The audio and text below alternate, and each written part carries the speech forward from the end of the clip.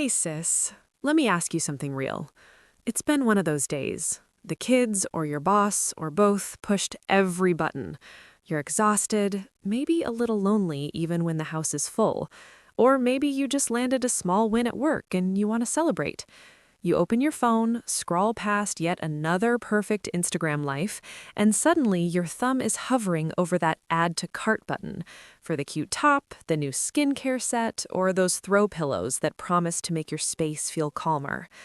30 minutes later, the confirmation email hits, you feel a tiny rush, and then the guilt creeps in because you know deep down this wasn't about need.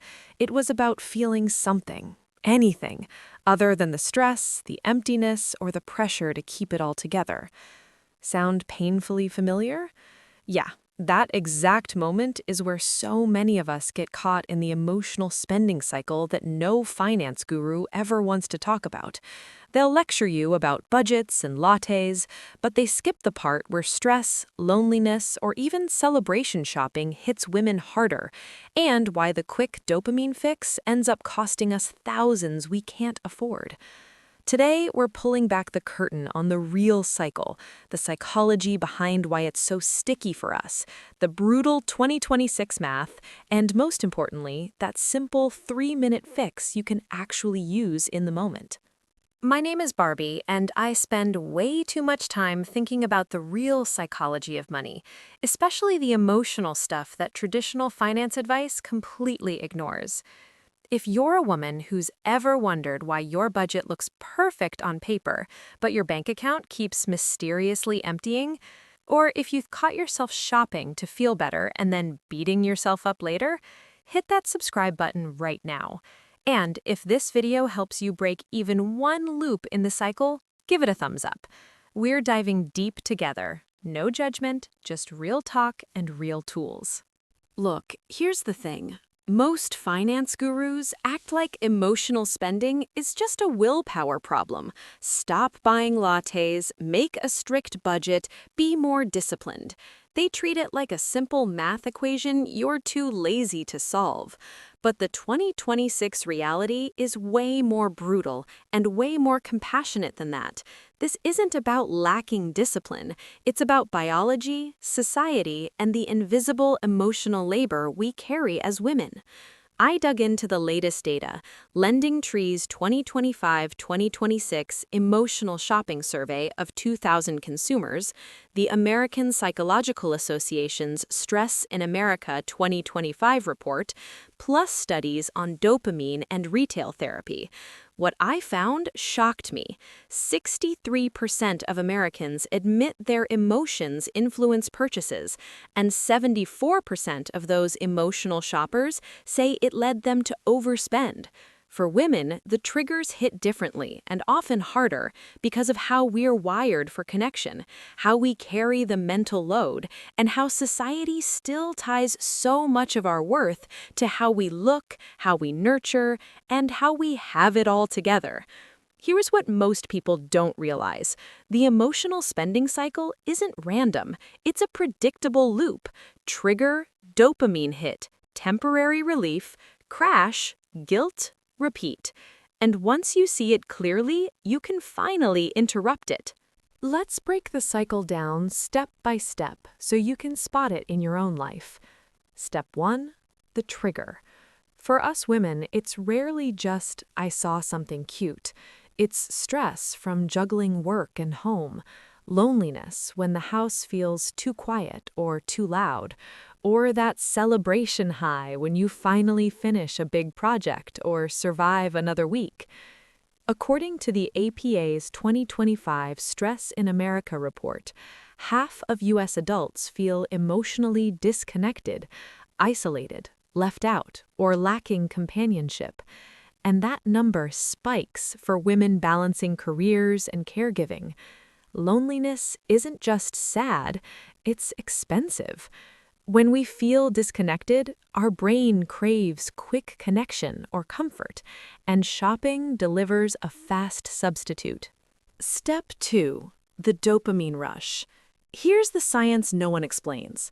Stanford research shows that even browsing or adding to cart lights up the brain's reward center and releases dopamine, the same feel-good chemical involved in eating, love, and yes, addictive behaviors. The anticipation alone gives you a hit before you even spend a dime.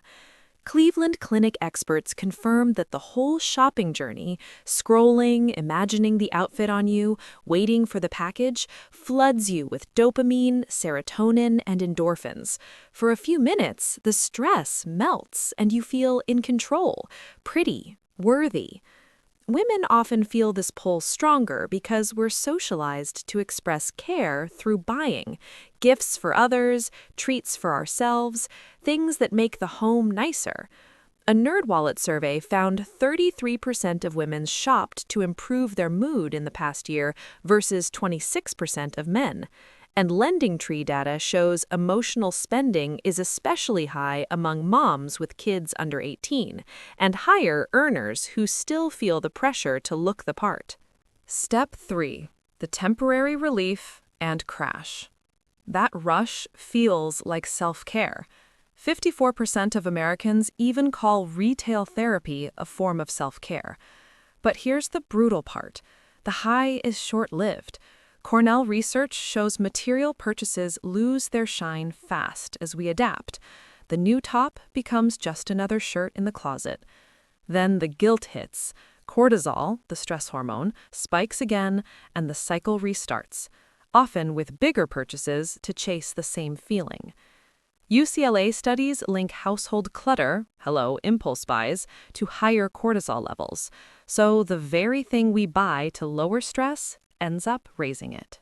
Now, let's put real 2026 dollars on this cycle so you can see how sneaky it gets. Example 1. The stress shopper. Sarah, a 34-year-old working mom making $72,000. After a tough day of meetings and sick kid pickup, she stress scrolls Amazon. Average emotional purchase? $73.55 according to CashNet USA 2026 data.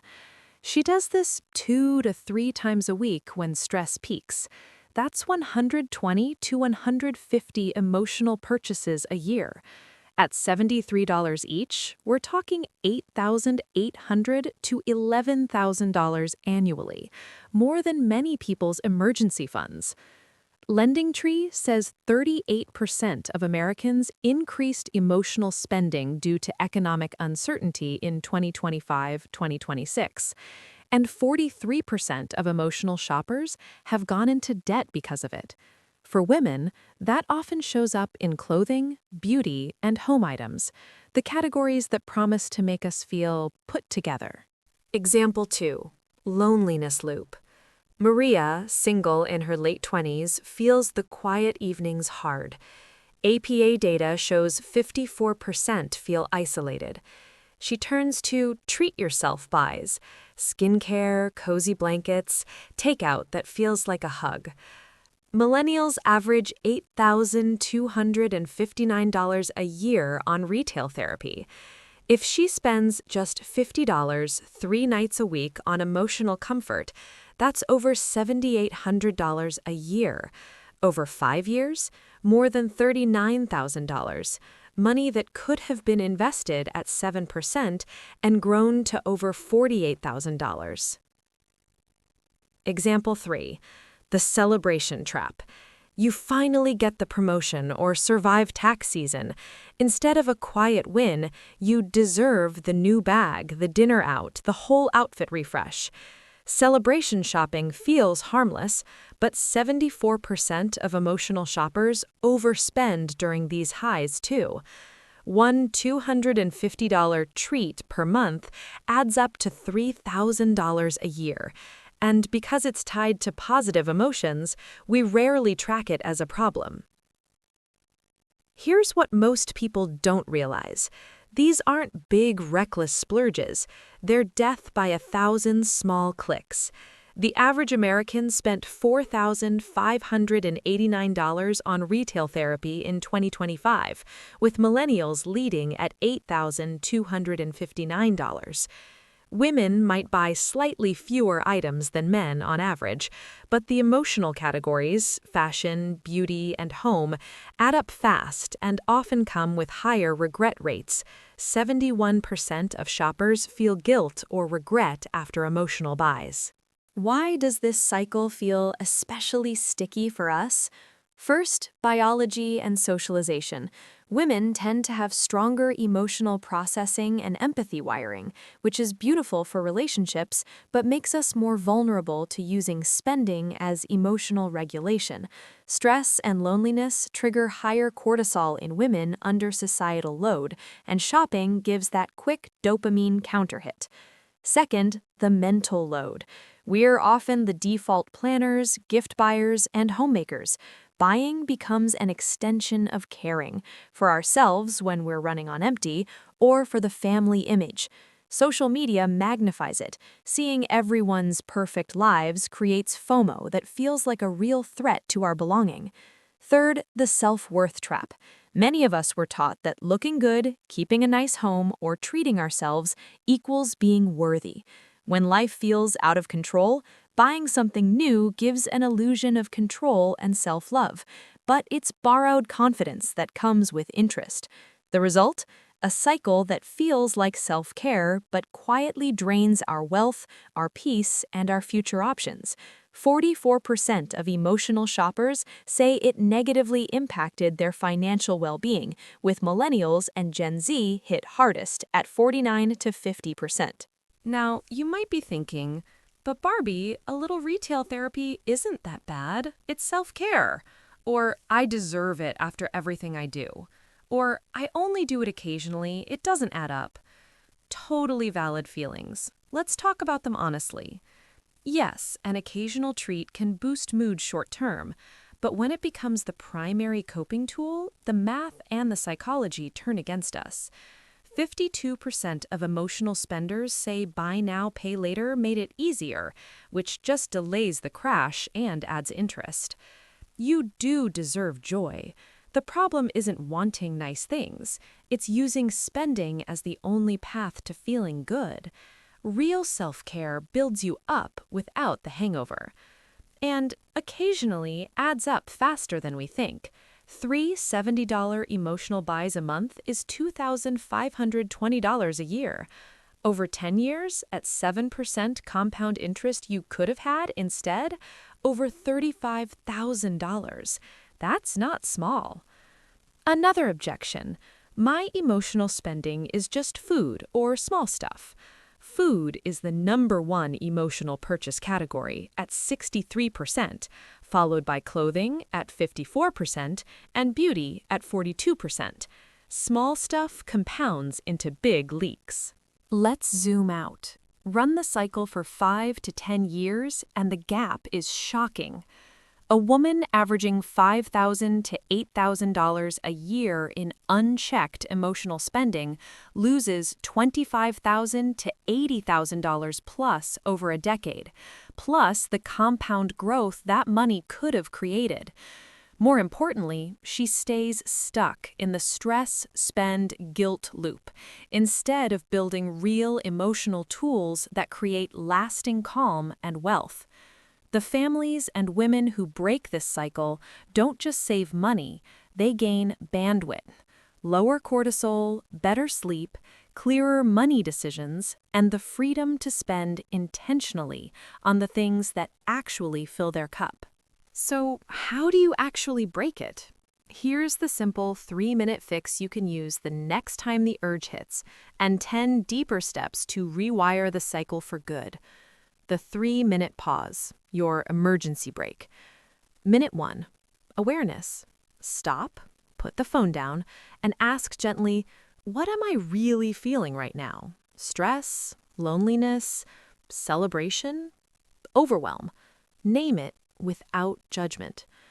Minute 2, breath. Take slow breaths. Inhale for 4, hold for 4, exhale for 6. This lowers cortisol and gives the dopamine craving time to fade. Minute 3, redirect. Ask, what would actually help me feel this feeling in a way that doesn't cost money? A walk, texting a friend, journaling 3 things you're proud of, or even just sitting with a cup of tea. Most urges pass in under 10 minutes if you pause.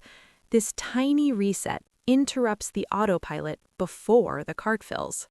Now, the 10 actionable steps to make it stick. 1. Track your triggers for 2 weeks. Keep a simple note on your phone. Emotion plus time plus what you almost bought. Patterns will jump out.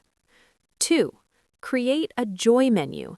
List 10 to 15 free or low-cost things that genuinely lift your mood. A dance party in the kitchen, calling your sister, a hot bath.